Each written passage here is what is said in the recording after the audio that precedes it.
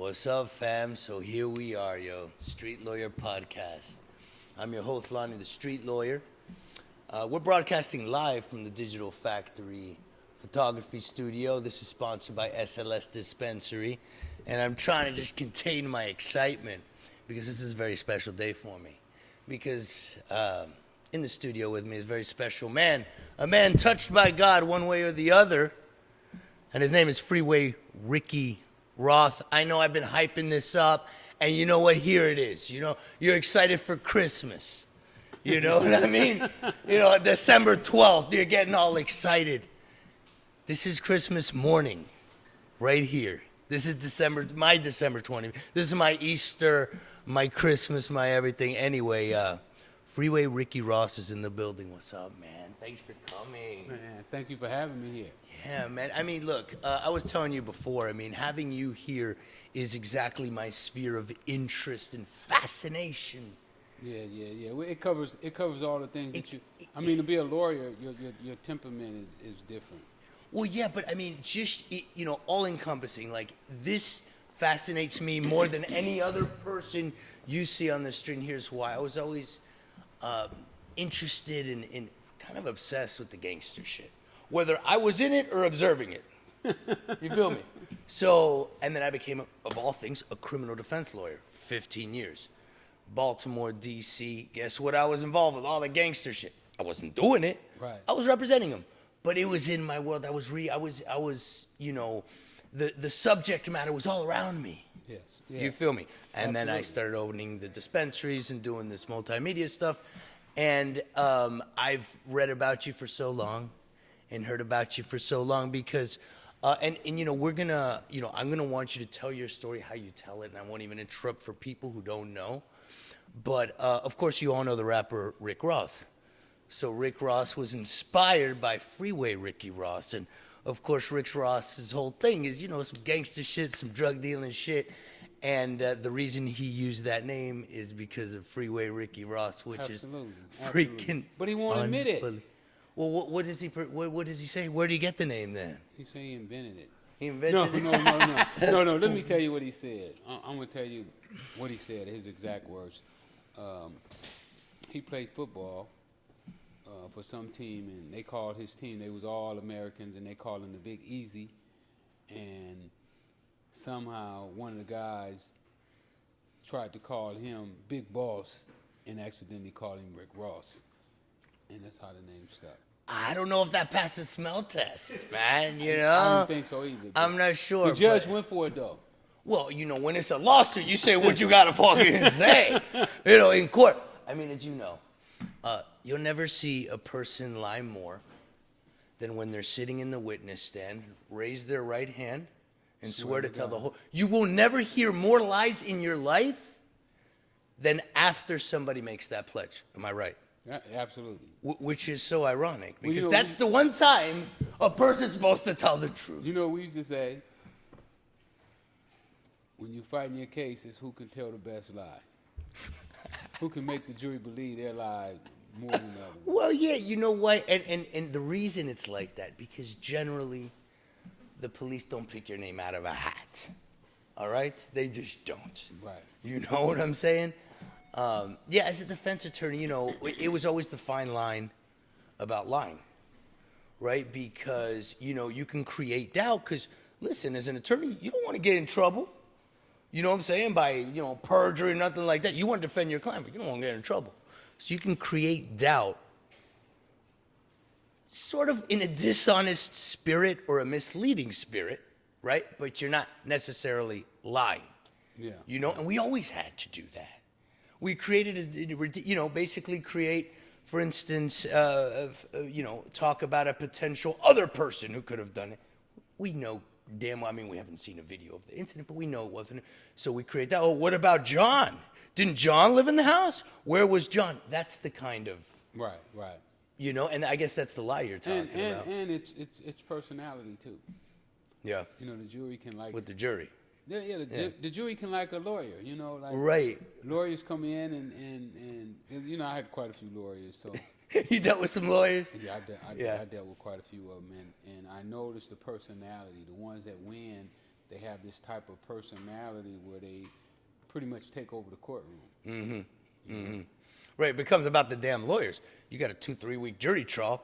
You know, you don't hear nothing from the defendant. He's just sitting there like this, looking like a nice guy, right? Yeah. And then it's the lawyer doing all their thing. You know, it's a lot. But I just, when I was a lawyer, I just put myself in the defendant's shoes as much as I could, and it was my battle. Not all lawyers are like that, but his battle was my fucking battle. Yeah. I'm like, but you're gonna have to get past me, and I'm gonna be kicking and screaming. That's how I did it. I just automatically got into that mode. Yeah, that's dope. Because you don't find many of them like that. Most come in to get their check and they be gone. They do as least as possible. As least as possible. It's a lot of work, And I notice a lot of lawyers try to cut corners. I've cut corners sometimes. Don't get me wrong. So I know how lawyers are. Because sometimes you can get by doing very little work. But anyway, so your story. Another thing about him, if you know the show Snowfall, which was a dope show. That was well done. That's inspired by Rick Ross. What an interesting character. So I'm going to let you, I'm talking way too much. No, you good. Good. I want you to tell your story, how you want to tell it, and I'll maybe interject here and there. Well, I introduce myself to the people who don't know, which if they don't know, we don't know where they've been. Right. I don't like to hang out with people who don't know who you are, man. That's like the first, if I would go on a date, that's the first question. Before we go any further, Freeway Rick Ross is no. So they've been under a rock. If they don't know who I am, I grew up in South Central LA. Normal kid. Wanted to be like anybody else. Wanted to be the good guy. You want to be a good guy or the bad guy? No, I wanted to be a good guy when I was a kid. Uh-huh. I didn't turn to crime. Well, I think the first time I stole something out of the store, I was about 11 years old. Okay. One of my friends had went to a thrift store, and he stole a watch. Wow. He came to school with the watch, and he showed me the watch, and he told me how he got it, and he said, you can do the same thing. So that was probably, at least that's the first time that I can remember that I stole something. And then how'd you do it? How'd you steal it? I went in there just like he told me to do, and he was standing at the door, watching. And snatch and grab, I told people to let me see the watch, and let me see the watch, and I grabbed it and I took off running. That's it. You just ran. Did they run after you? Yeah. No, they didn't. So the plan was just to run faster, essentially. Other. Yes. And watch probably only cost about $10 or something. Back. This is in the early 70s. And then early 70s. Yeah. And then who was in your house growing up, if you don't mind? I had 2 brothers, 2 sisters. My mom. Your mom. And sometimes my mom would have a boyfriend that stayed with her sometimes. Okay. From time to time, she would have a guy that would. Positive experience or negative? It didn't. It didn't bother me. Her relationship with her man. Long as you were into your own life. Huh? As long as he didn't bother me, right. I was cool. Only time we would have a problem is when he want me to wash dishes. He might come in. Ain't nobody washes dishes. He's right though. Why don't you wash dishes? So, but you grew up knowing right and wrong, knowing good and bad and stuff like that, or to a certain extent, my mom brought us up in church. Okay. She was a diehard Christian, who sincerely wanted to go to heaven. Yeah. Yeah. And then one time I did too. I went to church and did all the rituals that everybody do. When you were young? When I was young, yeah. But as I got older, be like, man, I'm wasting a lot of time in church. I could be out here on the streets making some moves. Now, so look, because I know, I think everybody goes through this. I grew up more in the 90s, and I knew I wanted to be like a badass. I wasn't willing because my parents were on my ass. I had to get good grades, and the pressure was there, and I wasn't willing to throw it all away to be a badass. But that appeal was a strong pull for me, even with decent home, caring parents. That appeal was there. That pull was there. Yeah. Did that pull affect your lifestyle, or there were other? It didn't until after high school, when it was discovered that I couldn't read or write, and they told me I wasn't going to go to college. I thought I was going to get to go to college and just play tennis. Did you graduate high school? No. So how'd you get? I couldn't read. Did you pass any classes? driver's ed. You can drive, can't you? I can drive, baby. I got my driver's license at 16, and you know, when I was writing my book, I was thinking about that, and I was like, wow, you couldn't read, but you was able to pass the driver's test. But if I could inquire a little bit, because that sounds a little bit, that's unusual, right? I mean, maybe it's not, but you got all this way without learning how to read. How were you able to sort of forego that? Like, you know, because me, even if I didn't want to learn how to read, I was in school. It was a kind of an automatic thing in class. Like, how'd you pass that by? Well, I mean, getting by the teachers was in junior high school was a little harder. Yeah. You know, getting by those teachers. But once I got in high school, I was a good tennis player. Okay. So the tennis coach wanted me to be eligible. So he would always go to the teachers and be like, "We need a C. Give us a C." So you were on the tennis team? I was on the tennis team. I was on the tennis team in my high school, too. Yeah. Yes, I was. Was you good? Yes, I was. I was pretty good. But you know what happened? All of a sudden, I was playing the USTA tournaments, you know, the junior. Yeah, I played a couple. I didn't really have the money to Yeah, play. you got to pay money for that shit. Yeah. Consistent. But what happened was I got a mental block with my backhand. And my backhand was done. And all I could do was slice after that. No more topspin on the backhand. It was the weirdest thing, man. But that's another conversation. We'll talk about tennis.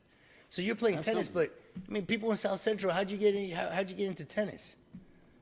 That's a long story. Yeah. You know, one day, me and a couple of my partners, we on the tennis court, roller derby, playing roller derby with our skates on. Okay. You know, running into the net, throwing each other into the nets, and we bounce off the. You know, the net's springy, so Right. we'd be bouncing off the nets and just skating through the poles. And this guy come up. He got all these rackets and these balls, and he bet us 50 cents that we couldn't hit the balls in the box. And I didn't stick after that. You know, everybody, we were always trying to win that 50 cents. Right. But a couple of my guys, they stuck with it, and they started to do really well. Mm-hmm. You know, they started to get free tennis shoes, free sweatsuits, Right. and rackets, and then I was like, wow. Mm-hmm. I want some of those. Yeah. Yeah. So then I got serious with it and started to play consistently. Now, was it also a way to sort of stay out of some of the messy stuff in South Central? Oh, definitely. Had it not been for tennis, you know. You weren't seeking that out, were you? No. I wasn't seeking to. I didn't really understand about seeking at that time. You know, I was just going. Following your interests, you know, whatever's immediately in front of you, yeah, interesting to you. Yeah, pretty much so. So you weren't getting a lot of fights as a kid or anything like that? Oh yeah, actually, we used to fight to see who was the king. Mm-hmm. Like we would have the king of the 6th grade, king of the 5th grade. That's how it worked. So we would fight like that there, but you weren't like going kind of like innocent fights, you know, like we would fight and then you fight nicely. And then the next peaceful day, fights. Yeah, the next day we'd be going to the candy store together. Right, but like you're not the kind of guy you go to the burger joint. You're like, hey, are you looking at my girl, man? That kind of guy? Nah, that's not you. These were guys that we knew each other. We grew up together. Right. But we wanted to see who could fight the best. Right. You know, who was the toughest. It sounds like a fair one to me. So how'd you do in that? I was pretty good. You were pretty good. I was pretty good. I couldn't beat some of the bigger guys, you know. Well, guys our size, you know, when I saw this gentleman, I see this guy's my size, which is the right size. There's all these freaks walking around all tall. They're going to have back problems. All we can do is pray for them. Hard problems, too. Hard problems, but guys our size. So anyway, let's get into it because you're not here because you're a tennis player. No. You know what I mean? Well, after that, high school graduation, I didn't graduate. I was short on some credits. The jig was up, right? They wanted me to go to summer school, and I'm like, you know what? I don't even know why I'm doing this school shit. Right. You know, what am I doing here? And I'm not playing tennis anymore anyway. Mm-hmm. So why am I here? Right. So I just dropped totally out. Okay. Dropped my tennis racket, and here I am now back in South Central where I live, you know, which was... Are you 18 at the time at this point, or 17? Yeah, I'm about 17 going on 18. Okay. I'm back in South Central where we lived, gang infested, What year are we talking about right now? Just to give, 78. 78. And that's when the gang shit was really like, Yeah, gangs had what? at that time probably was about 9, maybe 10 years old in L.A. Okay. The Crips was about 9. Right, 10 but years the old. shit was crazy right there at that time, or Well, not like it eventually got. was like 10 years later. Yeah, 10 years later it got. So this is like the really sort of the beginning of the gang culture sort of deal. Exactly. I can remember when the Crips and Bloods used to play football against each other. Okay. They were like street football gangs. You know? I remember when the first one got killed. You know, it was over a football. In a game. gang conflict. Yeah, well, it was really over a football game. One got his tooth knocked out, and he went and got his gun, and he killed the guy who knocked his tooth out. And that's how sort of the more violent gang adversarial. That kicked off a whole neighborhood war. From a football game. From a football game. So if that football game would have happened, well, another football game would have happened at that point, right? More Probably. likely. Or something else. Okay. So that was big when you were growing up, essentially, the gang stuff. Yeah. Was there pressure to join, or it wasn't? I wanted to be a Crip when I was around 12. Yeah. Yeah, when I was around 12 years old, I wanted to be a Crip. You know, I thought the Crips was the coolest. Cool thing in the world. Yeah. So what happened with that? Well, I started playing tennis. Distracted you from that? So tennis took me out of South Central and put me in a whole new environment that probably saved my life. Wow. Matter of fact, one of the guys that I ran with, he probably been out of jail now about 3 years. Okay. He did 45 years and never really made no real money. You know, he did it for gangbanging. Right, from gangbanging and shit. Right, if you get your time at least. Yeah. So Yeah. when you look at it, you know, I can just say thank you to tennis. Okay, so tennis kept you out of like the real violent gang stuff, the stuff that really gets you a lot of time, the stuff that really affects every part of your life. But at a given point, you started selling cocaine. Well, So how that? after tennis was over with, I'm looking for something. I don't know what I'm gonna do with myself. Right. What do I have? I can't read, can't write, so I can't get a job. Was that like an insecurity for you? I don't know. Or were you always just figuring it out? You know what? At that time, I really didn't think about it. After I went to prison and I really started to look back at my life and trying to analyze everything that happened to me. When I wrote my book, I started to analyze everything that happened, and what I found out is that with reading, I never knew why I should read. I mean, why should I read? What's the purpose? You know, with me, things have to have a purpose. It has to have a why before I'm going to do it. I see. I'm not going to just go out and You're a very practical person, it sounds like. I want, yes. Very practical. I want to be practical. So tell me about your first cocaine deal, man. My first cocaine deal. Yeah. So how did that happen? Well, that's... I'm in this state. Well, you know, before I started doing the cocaine, my friends take me to what was called a street race. And at the street races, they got these cars, these low riders. Right. Crenshaw or something? Yeah, we used to go on Crenshaw too. But at first, it used to be a place called Churchies, and it was on Central and Vermont. Okay. And my guys take me up there. We ride our bikes up there, and I see these cars, and I go, wow, look at these cars. Look at these Like the chicks. deep dish rims and the hydraulics and all this. Look at these chicks. The chicks chicks. that like those cars. Yes, they do. And I was like, I want me one of those. Yeah. The car and the chick. Right. Both. Of course. So The car alone, fine. The chick alone, fine. But both together, the magic combo. Yeah, you're done. So I started going around asking everybody, you know, how you get this car? You know, what did you do to get this car? You just went up to people and asked them that. Yeah. Wow. And so I ran into one guy, this guy named Dirty Benny. And Dirty Vinny? Dirty Benny. That's an awesome name, man. I got to meet this guy. So, oh, man, yeah. So he told me to come by his house. And I go by his house. Dirty Benny had a Fleetwood Brougham front and back. Oof. with a bumper kit on it. Oh my Lord. So I go by his house. What year was that? What year the Brougham? His Brougham was like an 85. I mean, Yeah. a 75. Wow. 75. Oof. It was older, but not super old. You know, it was. But in good condition. Yeah. Yeah. So I go get with him. He takes me. He starts me to drive in his stolen cars. He'd steal a car. I would drive it for him, and he'd pay me $50 every time I drove. Drive the it car. where? Wherever he wanted. It didn't matter. Was he in the passenger seat? No. Oh, okay. No. So he steals a car, He drops would it off get in. somewhere. He would get in with, you use a snatch bar. He get in. He snatch the ignition out, start the car up. I would get in the car, And then he drive. leaves and you get out. So And he would. you got all follow. the liability. Right. If something happened, it's But you're just getting in the game. You accept that shit, right? absolutely Right? You just want to be get involved, right? I want a lowrider. Right. You want to lowride. This is step So one. if it mean I got to take some risks, Right. if I got to be the gopher, then so be it. So you started driving around.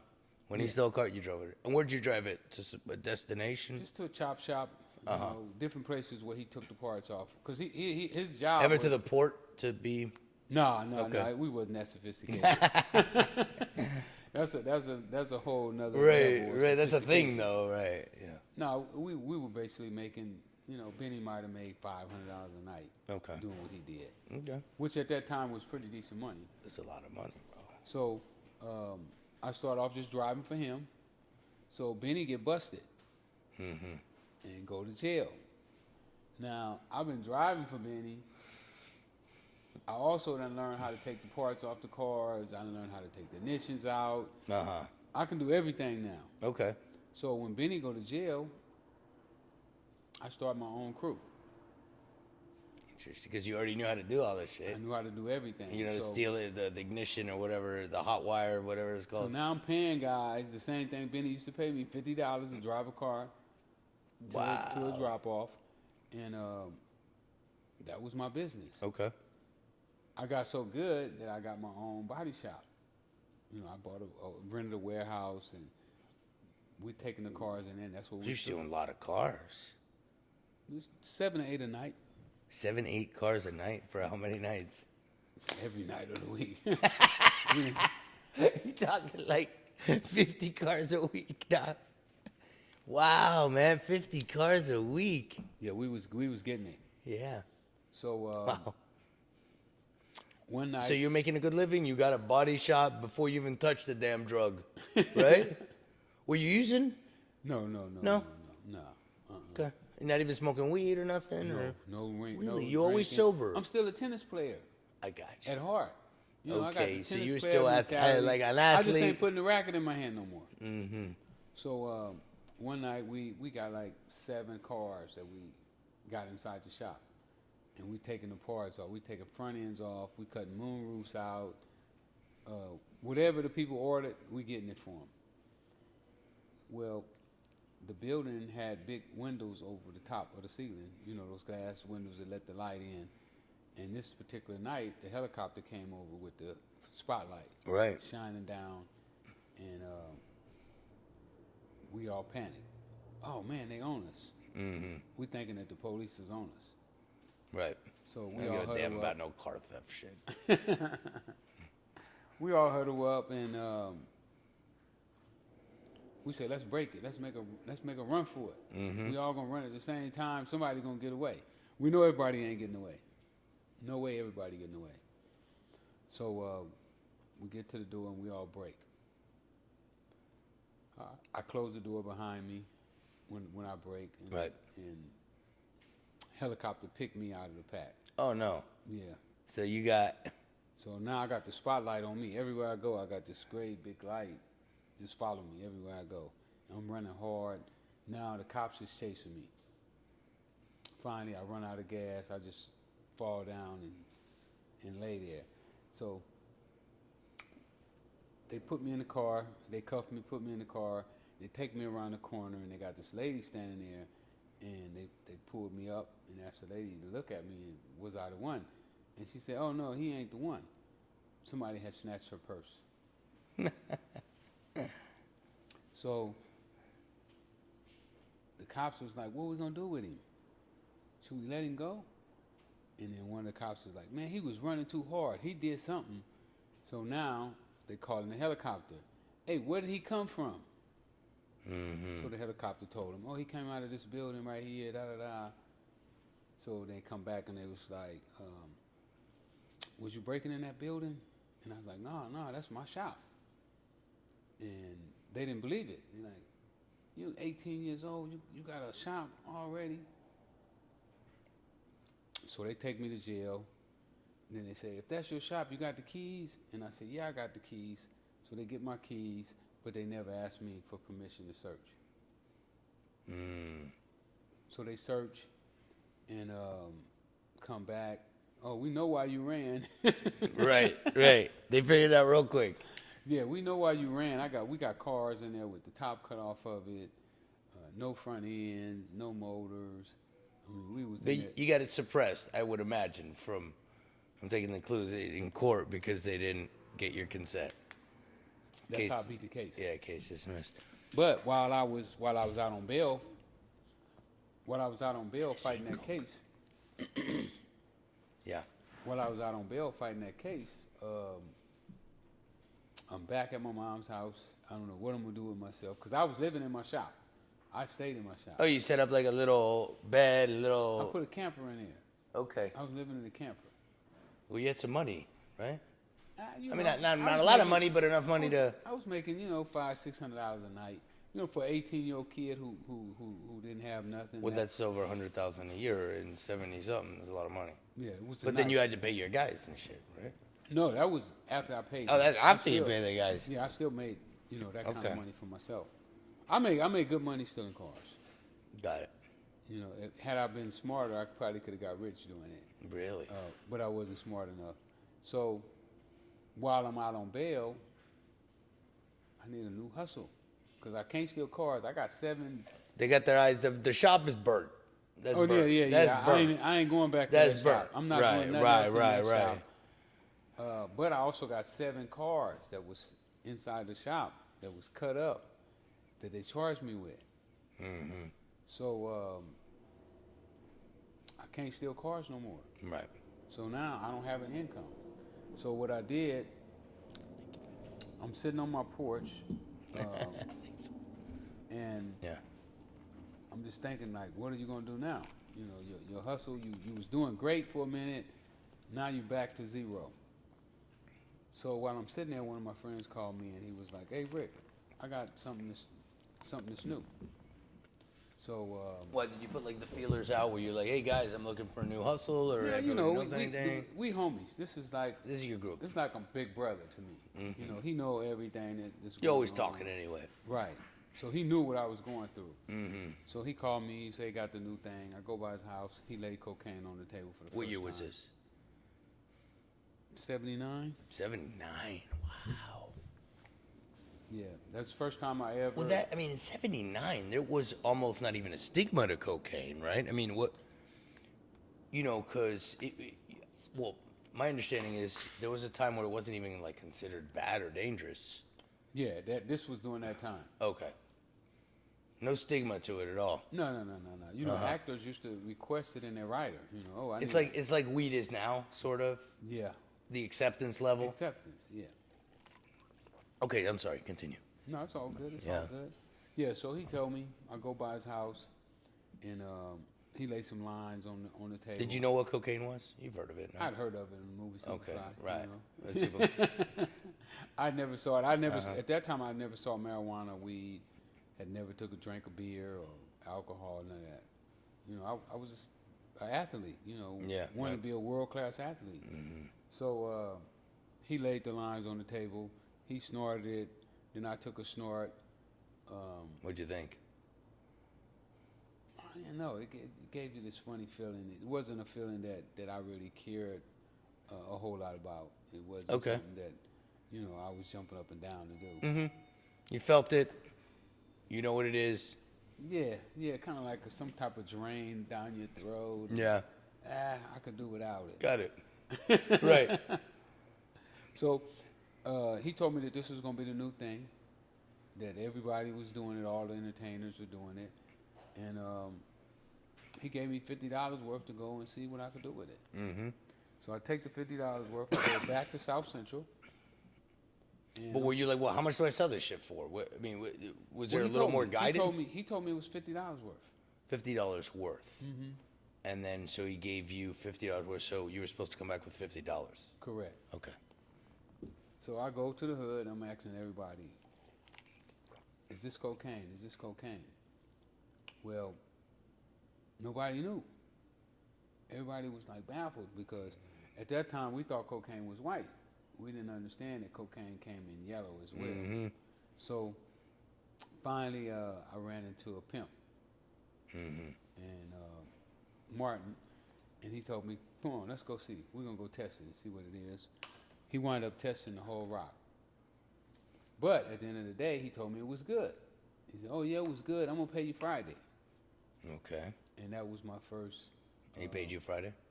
No, he never paid me. Hmm. But what he did do is he introduced me to my second customer. Okay. And it just started going from there. And then, so that $50, when you went back to your friend, and he's like, "What was you got the $50?" Like, nah, bro, the pimp just stole that shit from me. Like, well, like I said, we were cool like that. correct. So as soon as Martin came back over, he brought Mouse, who was another pimp, And that guy put money down. they wanted to spend $100. Okay. So I got on the phone. I called Mike. I said, "Hey, Mike, I ain't got your $50, but if you want to bring $100 worth over here, the dude who owed me the $50 for your stuff is here. He wants to buy $100 worth." So he said, "Cool." So he came over and did it. So I just started, like, whenever they wanted it, I would call him. He would bring it. It was like the pimps. Huh? And the pimps, guys. It started with the pimps. The pimps. And so, would you just get it on consignment? No. When he came, I would get the money from him and the dope from Mike, and I would just middleman it. And then get, like, so out of $100 worth, how much did you get? Nothing. So, I did that for about 2 months. just hooking people up, just being cool. Just being cool. Well, Mike was my boy. Right. So you were looking out for your boy. It didn't matter if I didn't make no money or not. I was helping my man out. Right. But what happened is that built up my clientele. Mm-hmm. Because you're the one they went to, and then you're the one who talked to Mike. They didn't talk to Mike. They talked to you. Correct. Did you set that up on purpose so that... I don't know nothing about middlemaning. I ain't never middleman nothing before. I'm 19 years old, but I'm a slow 19-year-old. I've been playing tennis. Yeah. I'm a square. So you just keep hooking it up with these guys, and then when did the money start? Well, I'm doing this for a couple months. Mike bought me a little gold trinket with a tennis racket. I don't want that shit. I need some money. Right. So my man Ollie is in jail for burglary. Okay. This is my dog. Like, Right. me and Ollie was like super tight. Like, I felt that if somebody tried to shoot me and he was there, he would step in front of the bullet. That's how tight we were. Wow. So he was in jail. So he get out of jail. And somebody tell me, so where he was at, I run over there to meet up with him, and I told him what I've been doing. Mm-hmm. I was like, man, I've been selling coke. Right. And to get in this business, you need $350. So we didn't know how we was going to get $350. And then I explained to him that I had the GTA and I couldn't steal cars. So he told me, he said, hey, you go start the car up. I'll drive it. I'll take everything off of it that we need. So we did that. You went back to your old trade. Yeah. Just to get that. Just a tad bit though. Starting a car is not really the most dangerous part. Mm-hmm. It's really more dangerous when you're driving it. Got it. Stripping it. Mm-hmm. Because you can start a car. We could start a car in a couple minutes. Mm-hmm. Right. So I stole the car. We took it to a vacant house that had a garage. Al took the car, took the wheels off of it, I came in and helped them just a tad bit, you know, to speed it up. But for the most part, I didn't really do anything. We took the wheels, sold the wheels for $325. We talked Mike, the one that I was selling the dope for. We got him to agree to sell us a eighth for $325. 8 ball for $325? That sounds like a horrible price.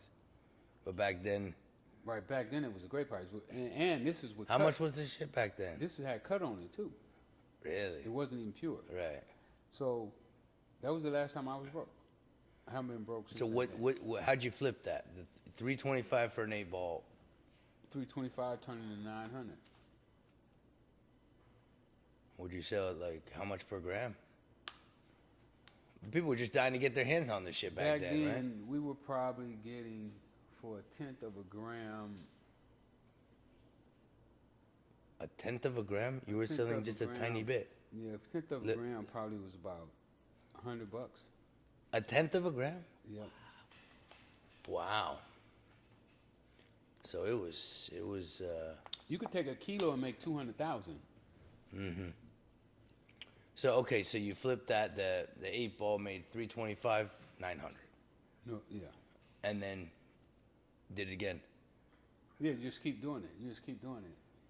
And then eventually I learned that the more money you spent, then the cheaper price you get. So then you just brought in larger and larger quantities. Yes. And how did you get the clientele and keep the clientele? Well, if you got good dope at a good price, Yeah. they're gonna come. Were you aware of the pricing and wanted to make it extra low? Yeah. I wanted to. My goal when I went in, my goal was to make it affordable. Even I was under. I was crazy. I was under the perception is that if it gets cheap enough, more people will become sellers. I didn't think that more people would become users. 'Cause I thought everybody. you thought like of a pyramid, like under you there'd be more sellers. That's how you were thinking. Right. You weren't thinking about the whole other side of it, which is the users. Correct. Right. Because you were business minded. Correct. And I'm telling everybody, I'm teaching people how to sell, not use. Right. But also, at the time you were selling it, like you said, in the late 70s, movie stars were doing it. It wasn't this dangerous stigma drug that it is now. Oh, absolutely not. So it was a whole different thing. So, okay. And how'd you grow to, where you ended up? Because Well, I kept compounding my money. Say for instance, I take the 9. We would cut up out of 8. We would cut up 900, but we wouldn't make 9. Might only make 7. Maybe 680.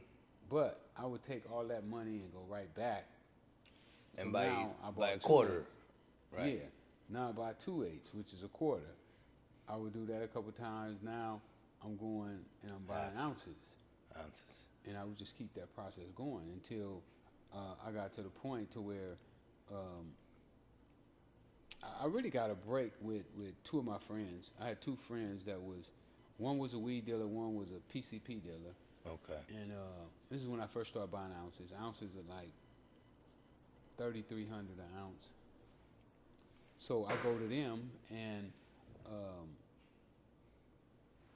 I say, look, man, you making good money. Yeah. I said, you selling, he's selling PCP sticks. Right. Dippers. I said, you making good money, but you get your money $10 at a time. I said, that's slow. Right. I said, I get my money $100 at a time. Because back then, everybody spent $100. They wouldn't spend There was 20. no. Wasn't no $25, wasn't no $5. If somebody would have came and told me $5, I would have laughed them out the house. Wasn't no $10, wasn't no $20. It was $100 pops.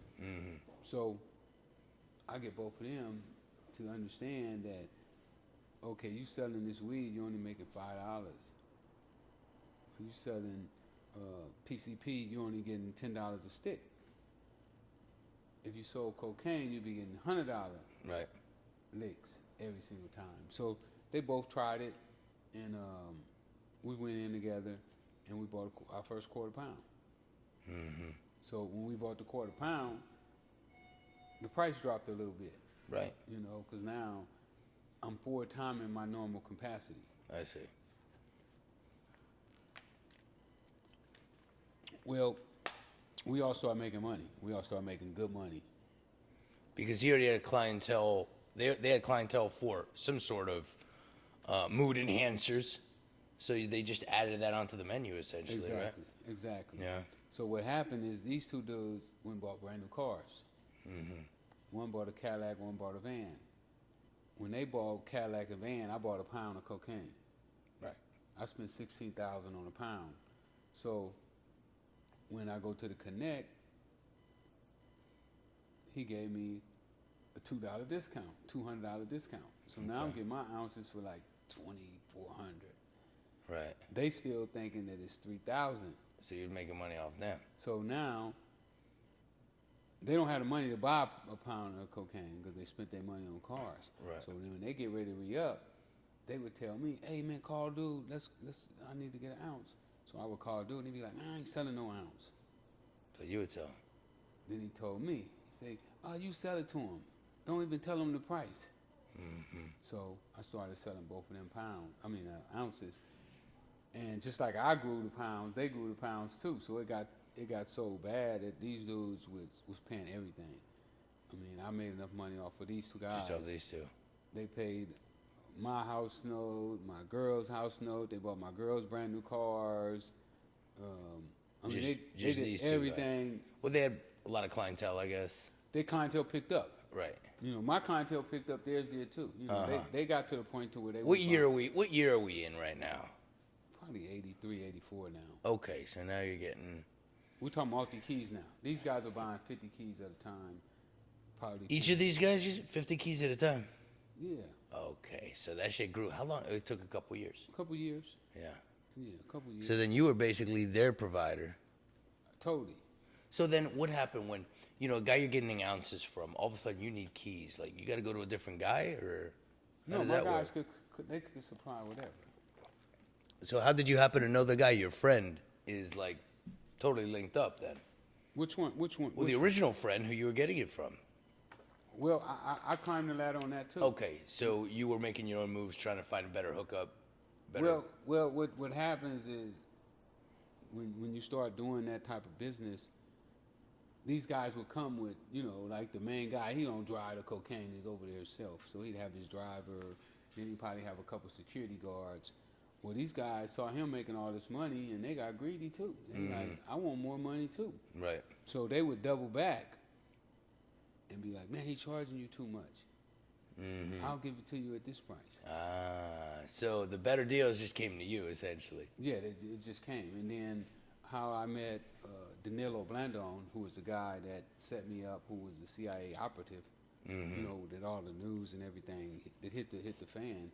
I paid $60,000 to meet him. One of the guys who I had met, through all the deals, was like, man, he wanted $100,000. He said, man, give me $100,000, I'll hook you directly. Because they spoke broken English. So he said, I'll hook you directly. But I didn't want to pay $100,000. Just for a hookup, just for connect. That's it. $100,000, they give you a connect. Yeah, it was. That's worth crazy. It was worth it. Though. Right. So it you was did definitely it. You worth did it. it. I just knew that his situation. He was trying to leave the country. He was ready to get out. So I knew that he would rather have some money than no money. So I told him I'll pay 60 and then go tell him the other guy to pay 60. The other guy should be paying to meet me. Just like I'm gonna pay to meet him, he should pay to meet me. So we both did it, and that's how we got connected. And that's when the prices dropped. Oh yeah, the prices dropped in the teens. That's when they went. But down. you were only selling kilos at that point, right? Or were you still selling an ounce here and there and just? I don't know when I stopped. It varied. Every now and then I might kick a rock house open. Even if you're making a shitload of money, you still sell a little small amount here and there. I had all these houses, right? Because what happened is when I had my rock houses, I'll go around. I'm buying all these houses to put rock houses in. Oh, rock houses. So that's a whole different phase. The rock, right?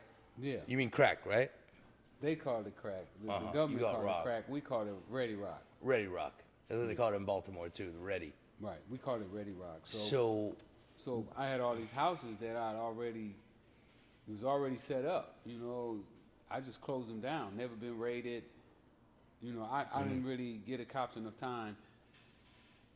I kind of figured their pattern. You know, it took them 2 months to get a search warrant. You know, they got to do the investigation. They got to send an informant to the house and try to make a buy. Right. You know, all the little investigation work they would do. So what I would do is I would run a house for a while, and then I would shut it down. Just shut it down. So tell me about the transition between Powder and Ready Rock. When you say the transition, how it's made? Well, no, I mean, I'm talking like culturally, because at a given point it was powder cocaine. Everybody was okay with it, and then it turned into rock, and then things really got out of hand. Yeah, most people, is this right? Most people were snorting when I Right. first started, but the real players had this thing that they call freebasing, and that was kind of like the talk of the hood. Right. So, it just gradually caught on. You know, more and more people, and you know, when you snort it, it messes up your membranes in your nose. You know, you burn all of the tissue out of your nose, and in your nose. It ain't good for the inside of your nose. At all. At all. So people got tired of, you know, dealing with, you know, bleeding noses, and now you could smoke cocaine and smoke $2,000-3,000 in one day, and it seemed like it had no effect on you. Wow. Other than your pocket was gonna be broke. Right. So that's the route everybody started to take. And at that point, did you notice that, oh shit, this is affecting the customers and the people, as opposed to just sort of thinking about it from a business perspective? Or still not really? Not really. I mean, because even when people were smoking heavily, you couldn't tell that it was a problem. You know, the problem just gradually seeped in, you know, where you started to see people quitting their jobs, talking about, oh, I'm just going to hustle cocaine. I mean, they got good jobs, and they talking about they're going to quit their job and just hustle cocaine. And they were doing that so they could be on the street with cocaine all day long. Because, you know, you could be out on the street where the hustlers is at, and you could run cars, and they just give you little chips, you know, little pieces of coke all day. You know, Right. Just to keep you running. Right. So when you start seeing people, you're like, damn, he quit his job. Oh, she's a prostitute now. And what year was that happening? Early 80s? 84. 84. 84 when I started to understand that coke was addictive.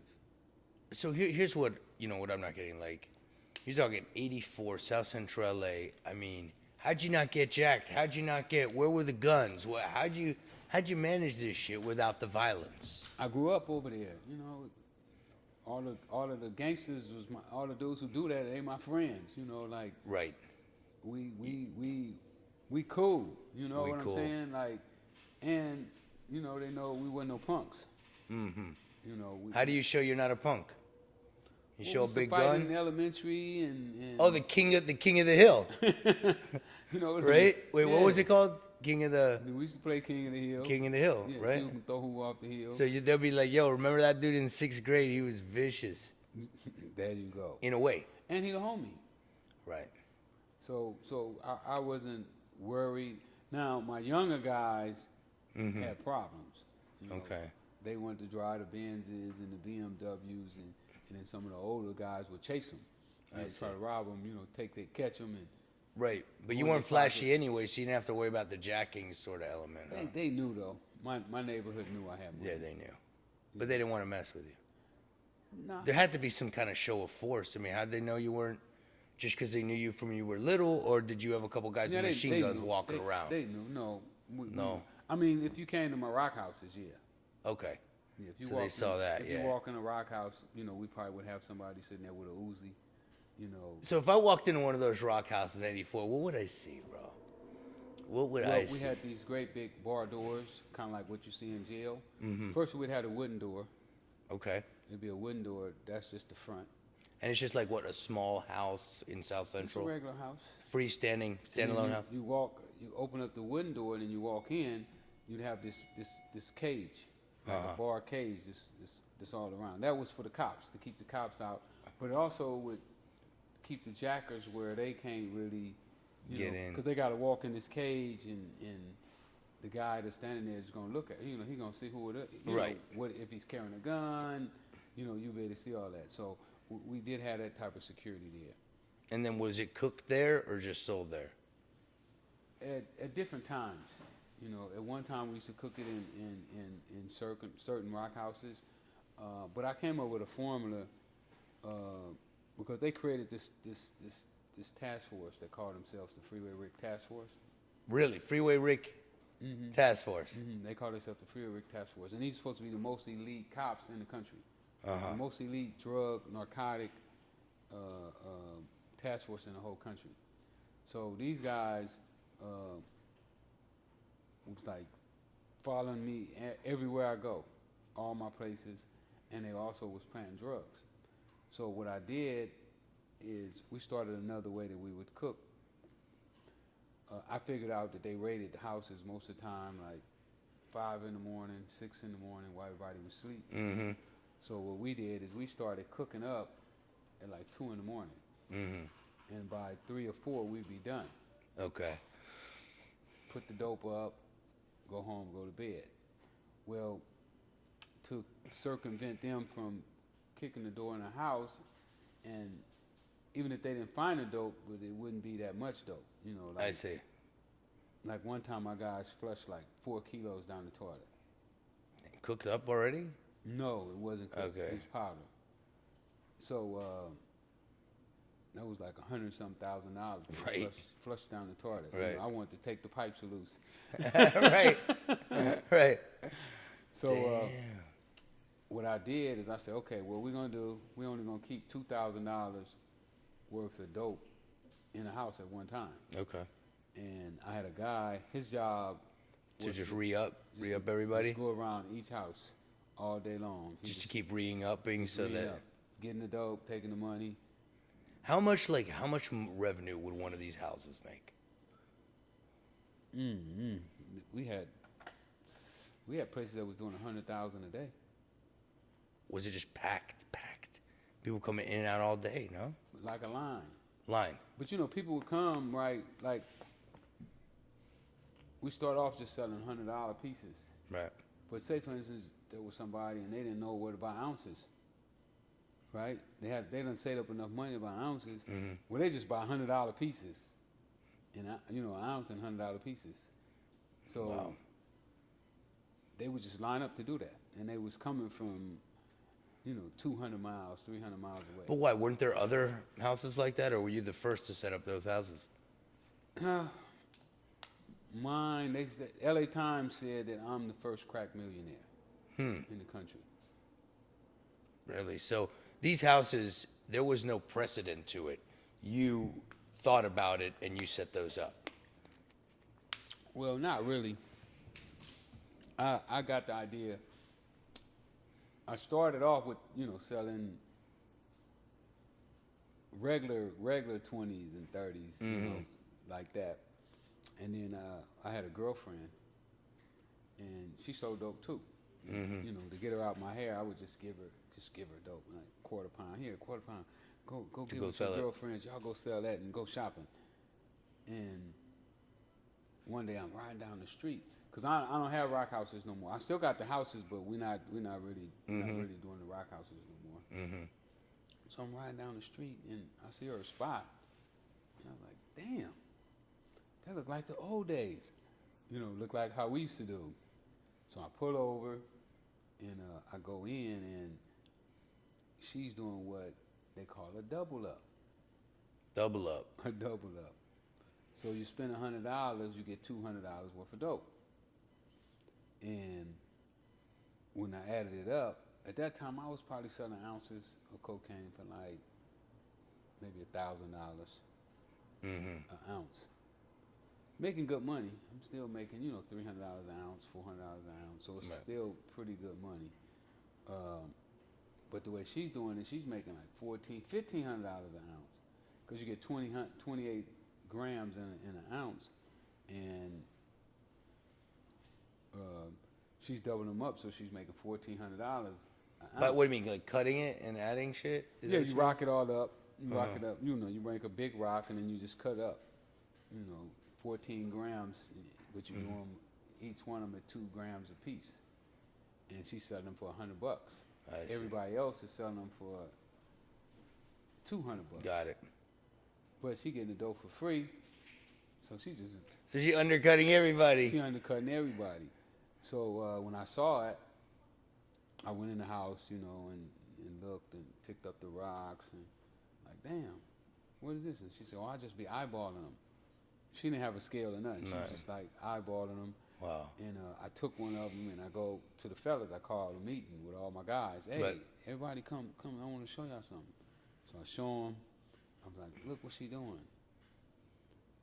Because what happens in any business that you get into, and you've been in business, so you probably would know this, is as your guys get money, they get attractive. So now most of my big guys are millionaires now. The guys I was telling you about that used to buy the 1 ounce, they multi-millionaires now. Houses in the hills, and now they're bargaining with me on prices. So this here took the bargaining out of it. Now I didn't have to bargain with them anymore. I could just take it straight to the street myself. So I just opened up like 6 of those houses like she had. And it was just going crazy. Wow. Back to But these cops would raid my houses. Right. So that's when I started the system where the guy would go around. Then we also started the escalating system where, say for instance, if you was coming in, you spending $1,000 on these double ups, well, we would take you to what we call a quarter pound house. And then if you did good at the quarter pound house, then you can go to the key house. Really? So, okay. Amazing. Let's talk about the CIA, man. The CIA. What the hell happened with that situation? Well, I didn't really know anything about the CIA until I was going to trial. The dude that I paid the $60,000 to meet, well, he set me up. After all the years we had made lots of money together and trips together. And I knew his family, horse races and shit like that. My mom. Like we've like family. Right. Well, I get busted. I go off to prison. So when I get out of prison, the crooked cops, I was telling you about the Freeway Task Force, I get them indicted. They get indicted. 6 of them go to prison. 35 get suspended. 150 guys get out of prison. Because of that task force, the errors. Them, perjured themselves on the witness stand. Yeah. So while I'm in prison, he's still selling dope. He never quit. Right. So he's coming from Mexico with a load of dope, or his crew is coming from Mexico with a load of dope. They get cracked. When they get cracked, he agrees to testify. When he get cracked, I'm on my way out of prison. So I get out of prison. Now I'm all on the news. L.A. drug kingpin is out of jail, on the move again. I had my own little plans that I was planning on doing the music. And they sick him on me. So I was building this theater that I wanted to be like the Apollo West. It's going to be a youth center where kids could come and learn how to work computers. And, it was going to be kind of like a safe haven where stars could come in the community and would feel safe to come over there. I talked to both gangs. They agreed that in my area there wouldn't be no gang activity. If they saw the enemy around that way, it wouldn't be no shooting. Got it. None of that. Safe zone. It's going to be a safe zone. So I'm putting that together. And I was short on money. So he come to me. I don't know, he's supposed to be in jail still, but they let him out of jail. And he comes down and he's like, man, I got 700 kilos of cocaine. I don't know why you run around here asking everybody for money. You can get your own money, like the old days. And Round 2, huh? I was like, nah. But where I messed up at on that first conversation, I did ask him what price. That really. It was too damn low, wasn't it? You couldn't resist, huh? No, it was too high. Oh, really? Oh, okay. It was too high the first time. You know, he had the price up. I mean, Coke was high at that time. It was going in LA, I think, for like 23 a kilo, and he offered it to me for like 17, which was a good price. You know, I would have made some good money. Right. But I wasn't ready to go. So he worked me for 6 months. You know, just kept dangling the dope in my face. Right. Hey, man, come on. And then one day, I was doing some record business stuff. And I had one of my young homies with me, Chico Brown. And we was coming from Dick Griffey's office to do some record stuff. Right. And he called me. And then Chico talked, and I was like, man, he want me to come by his restaurant. And I was like, come on, let's go by there and get something to eat. We just go there and eat for free. Right. So we shoot by his place, and he come to the table, sit down with us, and he's like, man, I'll give you credit. I got everything you need. This is the best Coke you ever had. And Cheek say, let me do it. You ain't got to do nothing. And that started the deal in motion. Wow. A month later, I was in prison looking at a life sentence without the possibility of parole. Because of that shit. So all this time you were moving CIA coke? Where did the CIA fit in on this? He was a CIA operative. The dude, your connect. My connect. And you know what an operative means? Somewhat. Describe. Well, an operative is a foreigner from another country who doesn't have legal citizenship. He can't legally be a CIA agent. I see. But he can get money from the CIA. It's really better to be an operative than a CIA agent. And that guy was given money to fund a war in Nicaragua. They were raising the money to fund the war in Nicaragua. Through the money he sold. Coke. His coke revenue. It wasn't just him, it was a whole mob of them. A bunch of guys just like that? Yeah, selling coke? It was a mob. They called themselves the Contras. The Contras. Those were the guys in Nicaragua. Right. So that's who they Ronald were. Reagan's people. Right. So they were funding them. Ronald Reagan said he was a Contra. So this guy was a Contra? Yeah, he was a Contra. And so the CIA, what was their role in this guy? How did they facilitate this? He was their operative. So he was giving his money to them? No. They had him by the balls or something? No. They had a war that they were fighting in Nicaragua. Right. The CIA wanted to win that war. This guy was a CIA operative who was selling cocaine. The money that he sold the cocaine went to win the war that the CIA wanted to win. He was also on the CIA payroll. So what ultimately happened, what everything that blew up in the news that made it so famous was the CIA knew that they were selling cocaine. Right. And did nothing to stop it. So it would be like me, if I was selling cocaine right now and one of my guys, I mean, if I'm not selling cocaine, I ain't got to be selling the cocaine, but one of my guys is selling the cocaine, it would be hard for me to convince a jury, and me and him together all the time, right, that he wasn't selling cocaine for me. Correct. Of course. So what happened is that it was hard for people to believe that they didn't have the blessings of the CIA. I see. They're using Army airplanes. And that's why he was so successful in bringing so much over at such a low price, no? Because of the help of the CIA? That's the theory. Because he had a nobody knows, he didn't. But he seemed to have an unusual competitive advantage. Oh, absolutely. Right? That's something, it almost seemed like, whoa, how does he get so much shit reliably here at such a low price? Correct. But that was facilitated by the CIA, I would imagine. I mean, I don't know that. Okay. But that's the theory, going theory. That's the theory of some people. Okay. Some people say That's a theory of some people say that the CIA just knew they were selling dope and did nothing about it. Or they didn't care. They just wanted to fund the Contras. They thought that was more important. However they get there, they get there. That's some people's theory. Right. And then others say, well, you know what?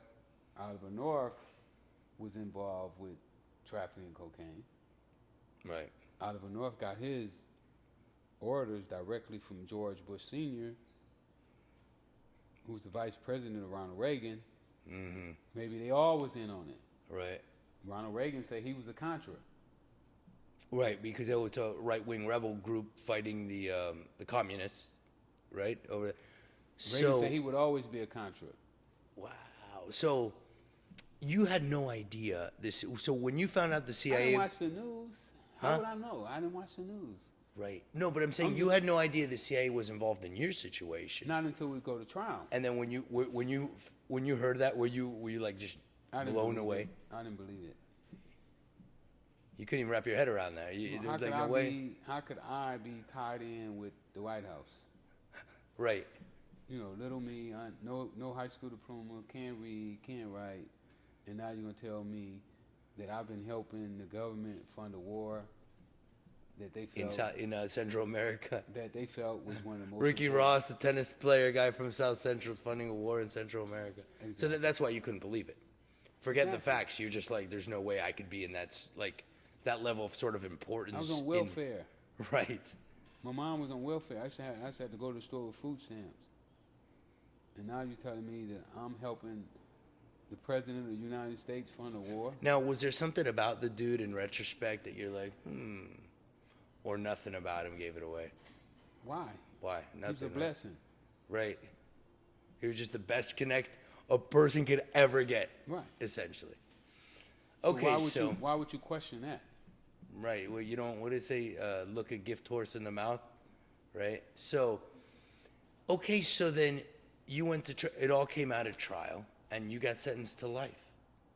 Right. Yeah, what the government said that it doesn't matter if the CIA was selling cocaine, that it didn't excuse my actions. You know, my actions, Right. my actions warranted me to go to prison. Mm-hmm. So you got a life sentence. Yep, What was that like? crushing. You know. What year was that? Oh, what year was that? 96. So, what happened? Well, I taught myself how to read and write while I was in prison. And how'd you get out of that life sentence? Let me take a restroom break, Yeah, good idea. and then we'll go into that. Yeah. All right, so you received the life sentence, and you believe you're spending the rest of your life in prison at this point? Yeah. Well, you know, before that happened, right, I called my lawyer one day, and I'm like, what's going on? And he was like, man, this reporter called me. I was like, yeah? He said, he wanted to talk to you. So my lawyer, you know, lawyers, they always like, oh, don't talk to the media. You know, they can mess your case up. But I'm already like, listen, man, I'm a realist. I'm getting a life sentence without the possibility of parole. I'm not beating this case. You know, we all agreed already that I'm allowing the witness stand to let my friend off. I got a friend that got in the car, was driving the car with the dope in it, and everybody wanted me to say that he didn't know there was dope in the car. And I'd already agreed that I was going to do that. So we already knew that my chances of winning was slim to none. And the co-part, when we pulled the jury after the verdict, guess what they said they didn't like? What?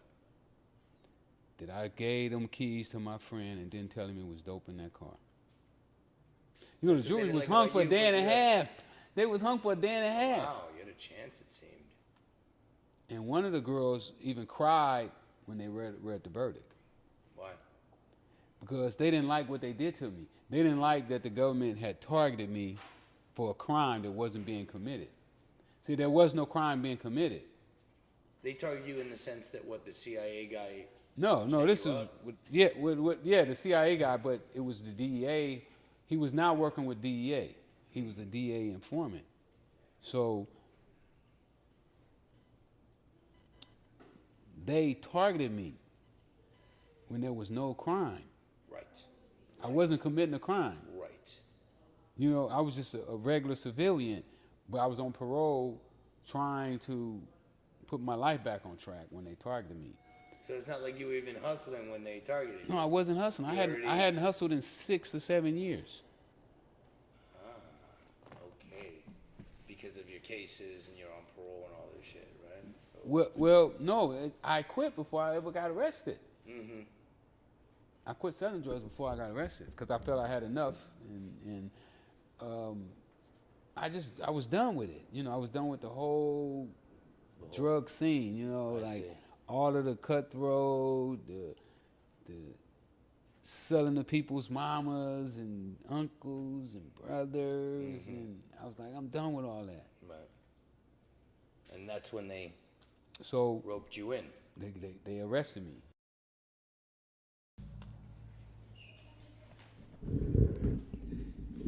Like that?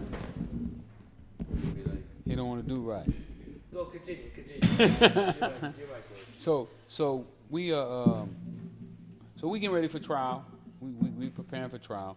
So I called my lawyer. He's like, man, this reporter called me, and he wants to talk to you. He said he got information for you. So I said, all right, hook it up. So this reporter comes down and see me. He got long hair, looked like a hippie, you know, white guy, mid maybe 30s. We sit down in the visiting room, and first thing he wants to know about my guy, like, I don't know if your guy is my guy. That's what he tells me. I don't know if your guy is my guy. He might be the same guy, but I don't know, because I don't even know the guy's real name. I'm just calling him by his nickname. So he said, did he stay in Miami? Yeah, he had a house in Miami. He had a house in California. He had 2 daughters. I knew his wife's name. So he said, yeah, look like we got the same guy. So we're just going into details about the stuff that we done, how much dope we sold over the years, and so forth and so on. So we start trial, and the reporter is sitting right next to my lawyer in the courtroom. So he slide my lawyer papers. My lawyer's questioning my informant now. So you guys bought $18 million worth of dope. Where did you get the money from? Oh, well, our boss went on a fishing trip with George Bush Sr. He gave him the $18 million. He said the ends justify the means. This is what he said when his boss came back. Huh? On the stand? Yeah, the informant said that his boss, when he came back off the fishing trip with George Bush Sr., Right. he told him that the ends justify the means. So they just keep going on and on. So this reporter just keep giving my lawyer the questions to ask, because he wants to talk to the informant, but the informant won't talk to him. You know, DEA won't talk to him. So at the end of the trial, they find me guilty. Right. I go off to prison, and then about 8 months later, he drops this article in the St. Jose Mercury News, but it also hits the internet. This is the first time that a major newspaper ever dropped a story on the internet. Had it not been for the internet, this story would have been like buried. They would have buried it. This was the beginning of the internet. This was the beginning of the internet, and they retracted the paper. The paper copies, they took them back. No more. We're not printing no more copies, but it just went all over the internet. They say it's the first time. Time magazine says it's the first time that blacks ever went to the internet in droves. Well, this guy says that the CIA's army had been selling drugs to a guy that was selling drugs to the Crips and the Bloods. So basically, this war that had been going on in Nicaragua was being funded by Crips and Bloods from around the country because it started in LA, but you know, they went all over. We took cocaine everywhere. Right. You know, and then guys from all over here, you know, everywhere was coming to LA to get their drugs. You know, every major, DC, Chicago, New York, everybody was coming to LA at one time getting their cocaine. Because you had the best hookup. We had the best hookup. California did. Right. Yeah. I'm not saying just me, because they sold drugs for more than just me. There were other Rick Rosses walking around, or were you the biggest? He said I was the biggest. But Who the guy you're the connected? Informant. Yeah, on the witness stand. But you know, he probably said that about everybody he testified against. Remember, they lied. Remember, they lied. They lie, right? Remember, they lie like women. No, I'm just kidding. So, okay. So this story. So the article came out. This article hit everywhere called Dark Alliance. Dark Alliance? Dark Alliance. You know, and they had my picture on the front page of their on their newspaper. I'm on the front page of their newspaper. What year is this? 86. I mean, 96. 96, I'm sorry. I mean, the story is so rich. You know, it's like everybody would want to read that story. It's the juiciest thing you could imagine. Oh no, it went viral so fast. And so you were saying probably the first time anything went viral. And they didn't even talk about viral then. Right. So I'm probably got the first story to go viral. That is fascinating. So, but now you're just sitting in a jail cell anyway, so you ain't enjoying this shit, right? Well, you know, I wasn't. But it started to get interesting because now all the news is coming out and talking to me. Montel Williams, Forrest Sawyer. So you're probably getting a little more optimistic about your situation as far as you're like, maybe there's a way out. Well, I never totally gave up hope on getting out. You know, even if it meant. But like, I knew if I would get a life sentence and now all these reporters are talking to me, I would think, wow, like there might be a way out of this because of. Yeah, I thought maybe if it was proven that the drugs was CIA drugs, and if Ronald Reagan, because people was arguing in court, you know, other people start arguing my case to their judges that if Ronald Reagan sanctioned cocaine, then that made it legal. Right. It was no longer illegal because. But like when you were going through it, you just thought it was an undercover who set you up. Simple as that. When you first got locked up on that, right? You didn't realize, and then so you probably thought when you first got sentenced, oh, you heard a little bit of the CIA thing. You were just like, all right, undercover set me up. It happens all the time. I'm fucked. And then all of a sudden, all these reporters are coming to you. I would be like super hopeful if I saw that and I was getting a life sentence because I'm like, well, there's something more to my situation. Well, you get hopeful, but you don't fool yourself into believing that you necessarily you're gonna get out, right? Get out, right? You know, right? And you've been sitting here for a while now, right? And you know, like these doors lock every night, right? Like these fuckers ain't playing. They going against all the rules. So when that broke, it was just like a whirlwind, you know, like news reporters coming from everywhere, CIA, AIG coming down to my cell to talk to me, Maxine Waters come down, Congress people coming down. I mean, is this year one or throughout? Oh no, I've been in jail in about 4 years. Okay. It took a while for our trial to go on. Oh right. You didn't go to trial for years, I'm sure. Yeah, it was so complicated. It was a complicated case. How long was the trial? 2.5 weeks. Wow. It was a short trial. Now, what, like in jail, like did everybody, in prison, did everybody know who you were? Were you treated well? Or? Yeah. I was. I mean, because you know, the guys. Because your status on the streets? Yeah, my status on the street followed me to jail. Did you have to pay people and to help out your situation, or you just your reputation? No, I didn't have to do that. You know, I was good. Yeah, good. Yeah, I was good. So at least that, you know, when you're in prison, at least you know you were, for that situation, you were in a decent position. Yeah. Right? Because, you know, you can go in there and... All right, so how many years did you do, man? I did 5 and 8 months on one and 14 and 8 on another case. But this case, when you're sitting there right now and you got a life, you did 14. Correct. Man. And then so how'd you get out? Well, I eventually got a reversal on my appeal. I believe that all the attention of my case, they gave me a good look. I see. You know, To actually just take your case on appeal, right?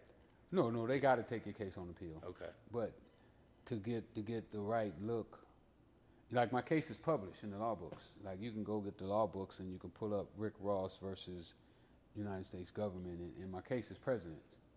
Yeah, I'm gonna check it out. Yeah, so I got a good look. I got the best appeals judge. But what was From your the Ninth appeal Circuit. based on? Well, it was based on a few issues. We appealed on which I felt I should have won, Brady versus Maryland, where they didn't give us the discovery. You know, they knew that this guy was a CIA operative. They should have turned that over to us, and True. they didn't. One of the INS agents forged his green card because if you're a major drug trafficker and you're not an American citizen, you must be deported. Not can be deported. It says must be deported. I got him kicked out the country because they were still working him. Your connect. Yeah, Or- my old connect. Right, the old connect. Whatever. So once I found out, when we were in trial, my lawyer get a call from an INS agent, anonymous call at night, and was like, "Hey, I don't know what they did, but this guy ain't supposed to be over here. He should have not. He should not been allowed to set Rick up." Mm-hmm. But he didn't tell him how they did it. So my lawyer dropped the ball because he should have put the INS agent on the witness stand that handled his INS papers, and he would have blew that whole Get case. the evidence out there in the case, because if nobody testifies, the evidence isn't there. Right. Right. And if an agent, Even if the evidence exists, if it's not elicited on the witness stand, it doesn't exist. it's Right. not presented in front of the court, and then if an agent of the government, not an informant, it's different from an informant can lie on the witness stand, but an agent of the government can't lie On the witness stand, no. If In he the gets- field, he can. Yeah, but if he get caught lying on the witness stand, No. it's an automatic reversal. Uh-huh. Correct. Right. It's prosecutor misconduct. Mm-hmm.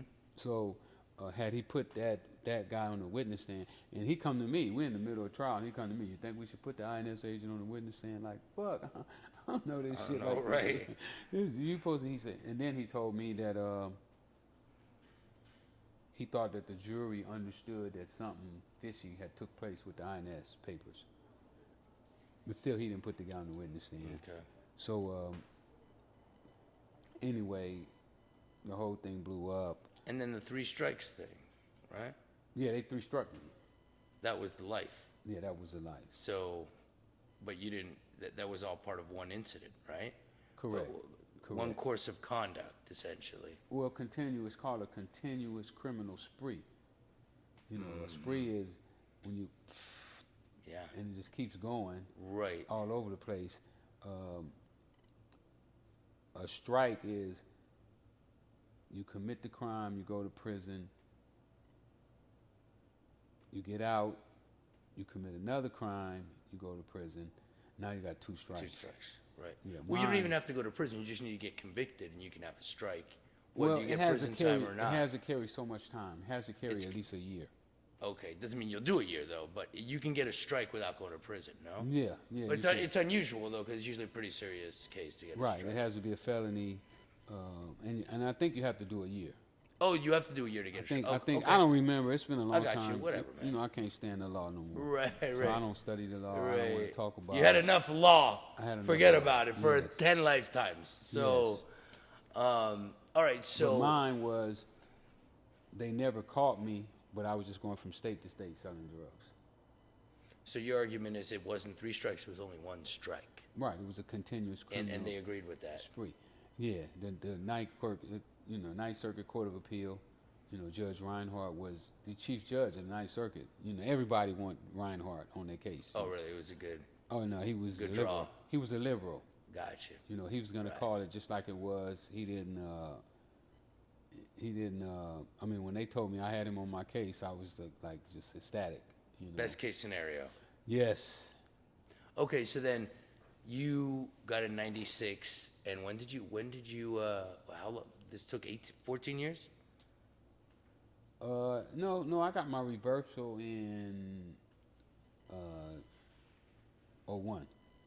But you just had to do the rest of your time.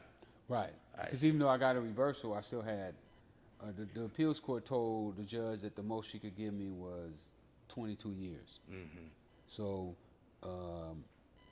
she gave me the 22 years. Right. Then some new case law came down that I qualified for, some stuff called post-conviction rehabilitation. Okay. And, you know, I've been reading all these books and taking classes and, you know, going to GED and just all the stuff that, you know, that you would do, learning the law. Yeah. So I filed for the post-conviction rehabilitation, and she knocked off 5 more years. The same judge that gave me a life sentence knocked off 5 more years. So what was that feeling when you knew you weren't doing life anymore? I mean, do you remember that moment where it became clear?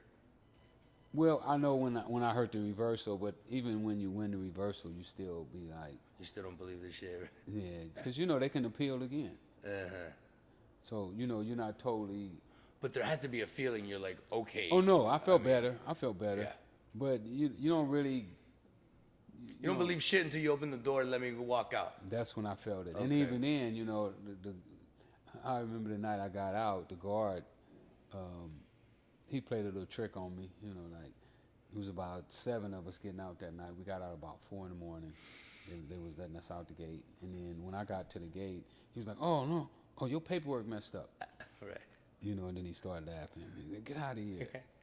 Wow, But, dude. What was that like walking out? It was like a different air. You know, it was like 14 walking. years. Yeah. Well, Straight, really, 14. really 20, because I only stayed out 6 months. Right. That's right. So it was really like a straight 20, you know, with a 6-month break. Pretty much a little And the hiatus. 6-month break was worse than You might as well have just sat there and finished this shit, right? Yes. Mm-hmm. So yeah, you don't want to taste freedom. And then And- Gary Webb get killed. That was the The reporter. reporter, yeah. He got killed by whom? Well, they say he committed suicide. You don't believe it? I don't know, you know. Why would he commit suicide? Well, you know, they took his job. They took his what? They took his job. Although, I mean, you know, that suicide might be a whole different set of considerations internally, but you think there could have been foul play. A lot of people think it could have been foul play. It makes sense because it's so convenient for the people who did not like his articles. How convenient that he ended up ending his own life. It's too convenient. And he shot himself in the head twice. You know, a lot of people argue with that. You know, is that possible? I've never even heard of that. To shoot yourself in the head In twice. the head twice. You know, you take the gun, you shoot yourself, pow, and you'd be like, "Oh, I didn't get it done. I guess so. Let me do it again." You know. Right, but again, okay, so that's part of the whole the lure of this whole story, right? The reporter kills himself. Yeah. Gary Webb. That's part of the whole sort of makes the conspiracy more rich in the sense. If you know, the people believe it's a conspiracy. So, all right, you get out of jail, man, and look at you. You know, you're $1 million kingpin, and now you're out of jail, and what you got? Well, you know, I'm just out there grinding, man, trying to make the world a better place now. You know, trying to show other people that they don't have to go through what I went through. You know, that there's other ways that it can be done. What do you mean go through what you went through because You know, with the whole dope scene, you know, like so many times young black men believe that the only way that they can get out is by selling drugs. right. You know, That's and- clearly not true. no, definitely not. Definitely not. But I mean, you lived you know. Here's the thing. On the one hand, hey kids, don't sell drugs. Go to school and work and and get married and sit there and live a suburban boring life. F that. You know, I get why there's something positive to that, but look at your life, man. You know, people talk about you forever. And, I'm just sort of having a broader conversation, right? What is Yeah. life about? Yeah, but I could have did this without selling drugs. How? I'm not saying you can, but what do you mean, start another business? Absolutely. Yeah. I'm sure you could have. But The same energy that I put into selling drugs, you could have done anything. I could have worked at McDonald's and got rich. If you work the way I worked, you Right. work 18, 19-hour days, you don't spend none of your money.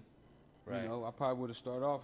Well, that's what you're doing now again, right? Ain't you starting off again after? Absolutely. I got out Yeah. of prison with $200.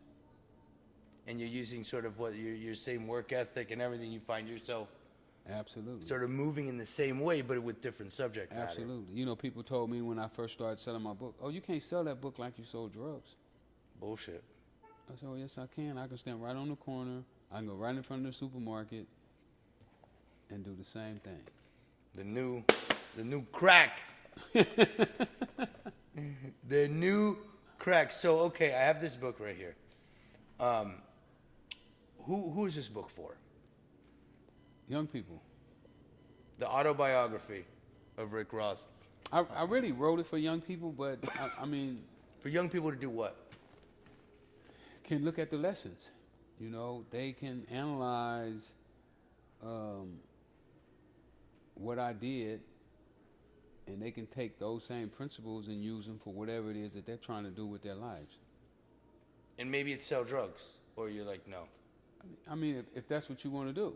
Right. Who am I to say what you can and shouldn't and wouldn't and do? Right.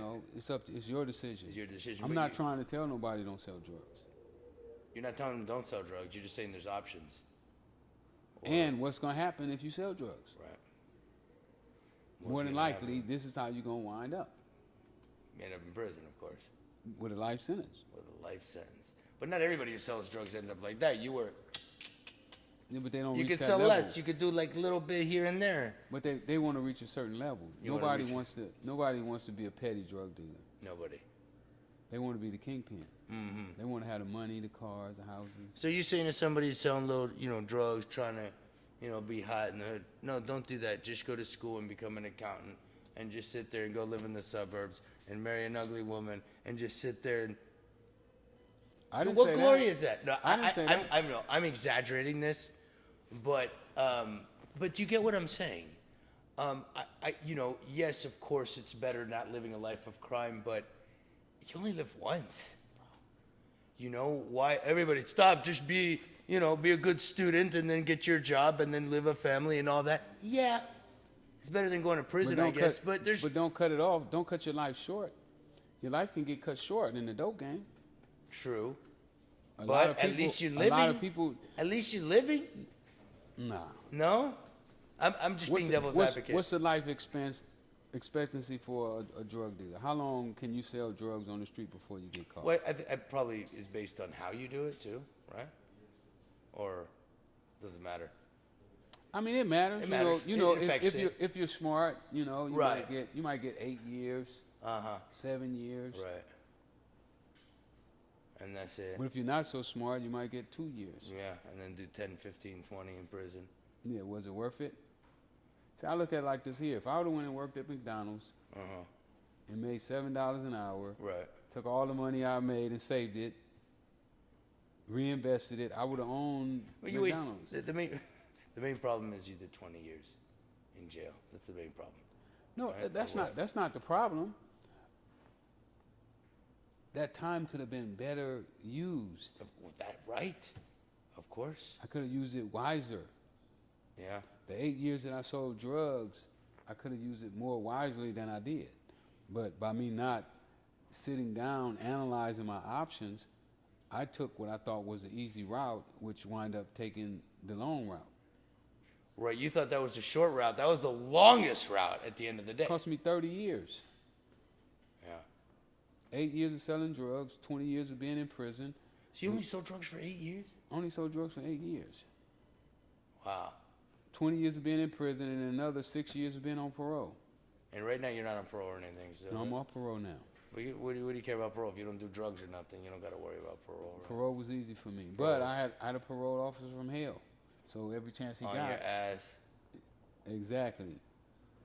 So, okay, so now You're selling this book. Okay, what is this book like? Does it talk about the details of all this shit or Yeah, what? I tried to put everything that I could remember. It's a good read? People say it's a haven't great. read it. People I say bet. it's a great read. I can't. I'm biased. Are you handsome? Very handsome. So But I've gotten great reviews on it. I mean, you can go online. is this look your at some main of the commodity? This book, or do you have a T-shirt? No, Do you have other things? I'm my main commodity. Your time, your presence is your main commodity. Yeah, This is It's much bigger than the book. I'm working on 2 new books right now. I'm working on a book called Why Niggas Don't Want Money. And I'm working on one called What If I Would Have Had Some Help. wow. So you're a motivational speaker. You go. I At do this point, motivational speak. Yeah. I fix cars. oh, you still know how to work the cars, don't you? I still do cars. You know everything about cars, don't you? Not everything. Oh, but I mean, you know a lot. I know a lot. You have to do a lot of shit. I'm good at cars. You're good at cars. You got a car? And what kind of car you driving? Something? You got that Brougham again? That Cadillac? Did you pick that up again? Right now I'm driving a '03 Altima. I picked up for $1,800. I got it for sale for $3,000. You're just being smart. You just 4-cylinder. why don't you gas get one of those mileage. '70s cars now without having to worry about the beef? Get that '74 Brougham you were talking about. Nah, I'm Nah, good. you're done I'm with good. it. I don't need no car. Yeah, I don't need no car to identify me. I don't need any of that I shit. carry the light with me. You I just- shine. I shine wherever I go. Right. You don't need other accessories to shine. Yeah, people need, trinkets, Right. cars to make them tennis shoes to make themselves shine. And I feel like I carry my shine with me everywhere I go. You do, and you've got the actual life experience and the story to back that shit up, man. So, how do they get this book, man? How do they get this book? See me walking down the street one See day. you walking down. If someone sees you walking down the street, they're very fortunate. They're very fortunate to be around I you. walk a lot of streets. Yeah, but I've never seen you, man. I've just heard about you like a myth. I walk. And to be sitting here I in walked front into of your you, building though. you did. I walked right and in. I'm still elated. I can't get And over I walk this, the by streets the of way. Baltimore. This ain't my first time being in Baltimore. And Yeah. I walk the streets here. Mm-hmm. Just walk the streets of New York, Philly, D.C. Yeah. And do they recognize you on the street or not? all the time. Really? They know what Airports. you look like? Airports everywhere. Yeah, I sell books on the airplane. One time I'm on the airplane, everybody on the plane buying books. Wow. You always carry a bunch of books around. I How try much to. is this book? $20. $20? Not a bad deal. You should sell for more. Great deal. It's a great deal. If it didn't have value, I wouldn't want to sell it. No, I know. I know how you are. Why sell something that don't have So no are you value? married? Nope. No. Single? Yep. Oh, that must be fun. You go around, you recognize at airports and everything. It ain't bad. But you're a serious guy. You're not out there wasting time and all that. So how do people get in touch with you, man? They can hit me up on Instagram at Freeway Rick. You got your manager Echo in the house Facebook. doing yeah, good yeah, work. Yeah, Echo, Echo, my guy. All right. Facebook, Freeway Ricky Ross. Twitter at Freeway Ricky. I got boxers too. Oh, I saw something like this. Yeah, So I'm gonna take over boxing. really? I'm working on my own TV network. And how do you do that? Well, you got a boxer that you manage him, Yeah, advise. advise, and you get a piece of his. When they make some money. None of them. I ain't had a boxer to You- make any money yet. You're building it up. Yeah, I haven't had a boxer You get to him. make You any get money. him. You start him. The one kid that I build up and doing really well right now is Kid Austin, but my contract expired with him already. So you're in LA. That's where you live. You just Yeah. travel around. Yeah. You don't go to Miami. Yeah, I go to Miami. Miami's the best, isn't it? I like Miami. It ain't better than LA. You like LA? Yeah, it's too humid in Miami. Yeah, but LA's too spread out. Yeah, but That's my complaint. But the weather's The weather's better. The weather's better. 78 degrees when I left the Yeah, other but day. here's the thing in LA. I go to downtown, then I want to go to the beach. An hour and a half drive. Yeah, but you can go to the beach. You can go to the beach and you can hit the mountains and go skiing the same day. Do you ski? I snowboard now. I Oh, you ski do? too. Yeah, I Okay. ski and snowboard. Oh shit, man. Well, listen. How long you in Baltimore? I'm gonna be here till Sunday. Okay, you got events going on. Yeah. We're gonna be going over around the town, selling the book, But you don't go out and party and stuff. if they pay me. My man. Ricky Ross, man. I can't believe this, man. Thanks for coming out, brother. Thank you for having me here. Man, what a privilege, man. For sure. This was special. Now, we've been talking for a long time, but I guess if anybody has any pressing questions, they could ask now. You don't have to. He I'm gonna said come it to the all. restroom again.